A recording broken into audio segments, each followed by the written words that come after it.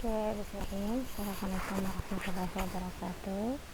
Alhamdulillah, hari ini kita bertemu kembali. Insya Allah pada hari ini kita akan membahas materi pembelajaran kita untuk pelajaran tematik, khususnya pada mata pelajaran IPA. Oke, sebelum kita mulai, kita baca doa bersama-sama dulu ya. Baca doa sebelum belajar dimulai.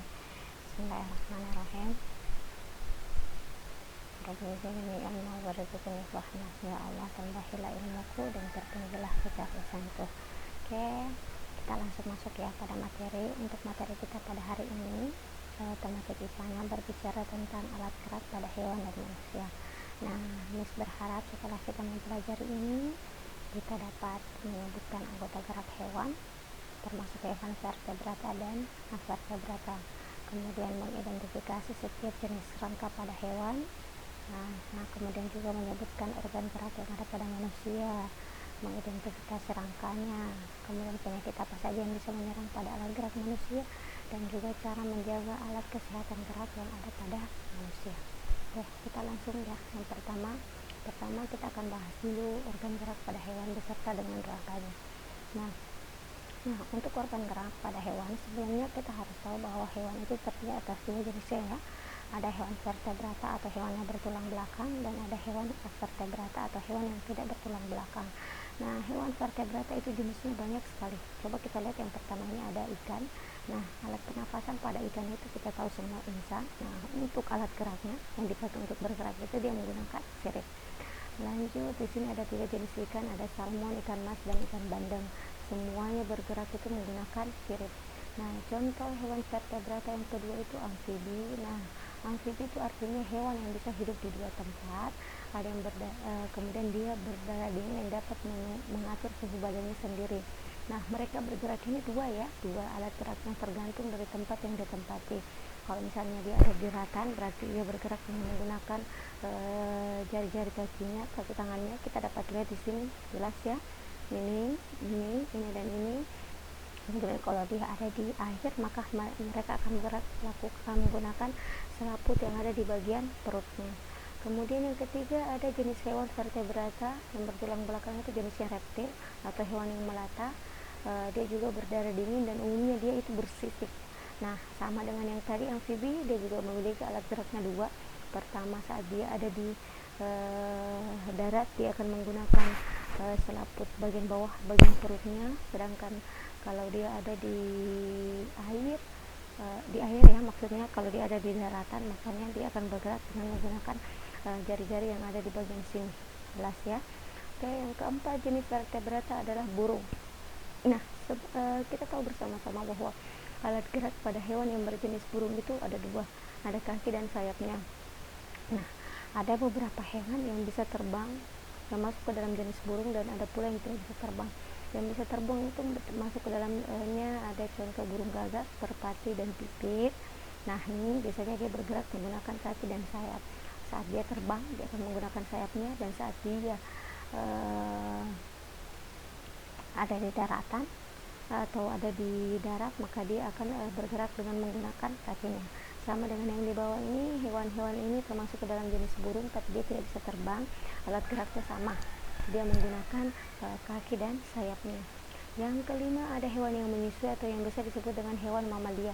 Nah, hewan mamalia itu berarti hewan betina yang memiliki kelenjar susu untuk menghasilkan susu sebagai sumber makanan anaknya. Biasanya kalau mamalia darat itu sama ya, alat geraknya adalah kaki. Nah, kalau lumba-lumba, paus, dugong itu ya kita tahu bersama-sama karena dia akan menggunakan siripnya. Kemudian kita masuk nih, hewan avertebrata atau hewan yang tidak bertulang belakang. Hewan yang tidak bertulang belakang itu jenisnya banyak sekali. Nah, kita lihat yang pertama ada protozoa atau hewan yang bersel satu. Nah, berdasarkan alat geraknya itu dia dibagi menjadi 4. Pertama ada rhizopoda atau berkaki semu, ada flagellata atau berbulu cambuk, ada ciliata berambut getar, kemudian ada sporozoa atau berspora.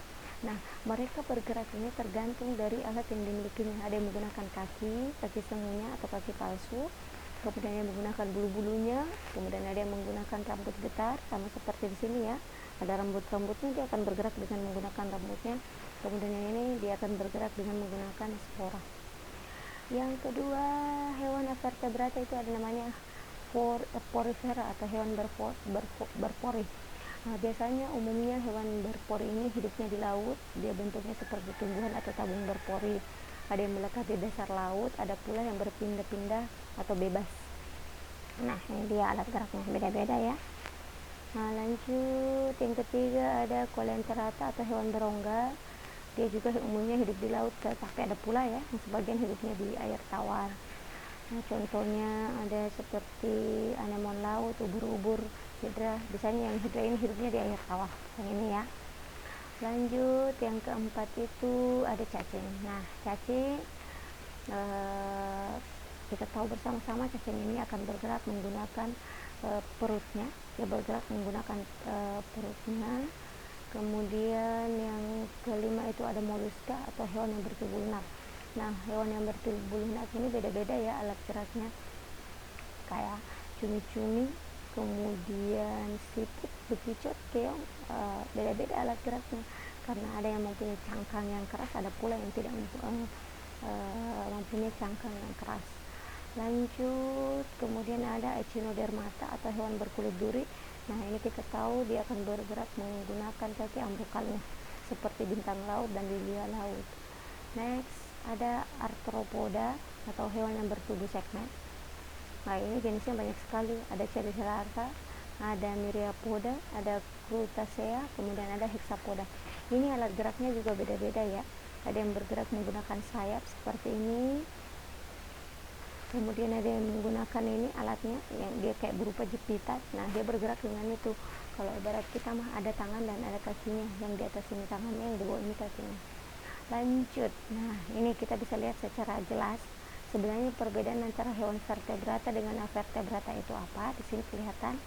Nah, kalau hewan vertebrata itu ada tulang belakang, sedangkan avertebrata tidak memiliki tulang belakang. Susunan sarafnya, kalau saraf pusat hewan vertebrata ada di kepala, sedangkan kalau avertebrata itu dia di bagian perut.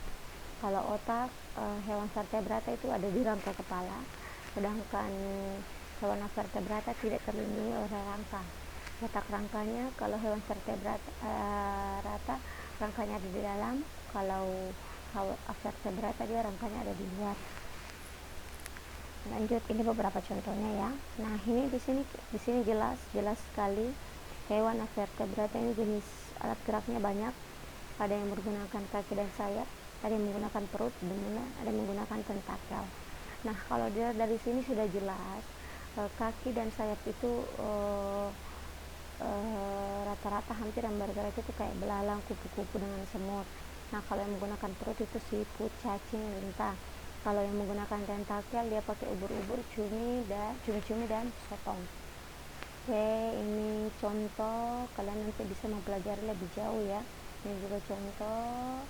Sekarang kita lihat rangka pada hewan. Kita lihat yang pertama dulu pada ikan. Nah, jelas ya dari sini, dari gambarnya itu kelihatan bahwa rangka pada ikan itu jelas kelihatan dia pertama memiliki rangka tengkorak yang ada di bagian kepala, kemudian dengan ini tulang belakangnya, ini siripnya, ada sirip punggung, ada sirip belakang, sirip perut, sirip ekor, ada sirip dada.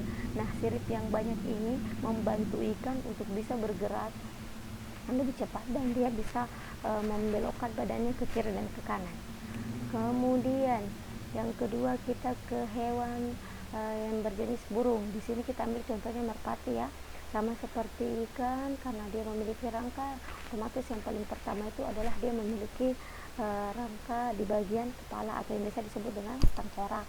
Kemudian ada tulang sayap, karena dia bergerak menggunakan sayap, makanya di sini ada tulangnya untuk sayapnya.